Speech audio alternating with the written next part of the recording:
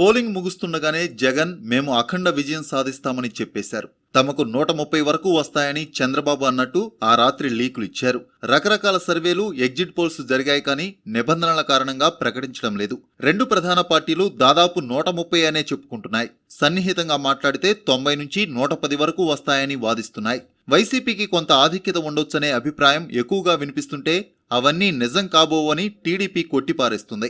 మొగ్గు నిజమే అయితే వైసీపీ ఆధిక్యత పార్లమెంట్ ఎన్నికలలో ఎక్కువగా కనిపించవచ్చు. జనసేన, కమ్యూనిస్ట్, బీఎస్పీ కూడా చాలా చోట్ల 20 నుంచి 30% ఓట్లు తీసుకున్న కారణంగా శాసనసభ ఎన్నికలలో అంత ఆధిక్యత ఉండకపోవచ్చు.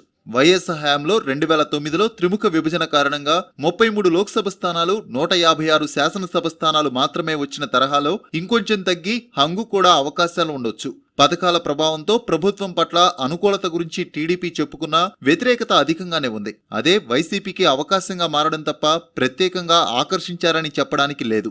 వైసీపీ ప్రభంజనం ఉందనే వారు కొద్ది శాతం ఉన్నా తమ ఆధిక్యత అతిగా ఊహించుకుని అప్పుడే అధికార పీఠం ఎక్కేసినట్టు వ్యవహరించడం తొందరపాటే. ప్రత్యేక హోదా నిరాకరణతో సహా అనేక విధాల అన్యాయం చేసిన బీజేపీ పూర్తిగా చేతులెత్తేసినట్టు జీవీఎల్ నరసింహారావు ప్రకటనతో తేలిపోయింది.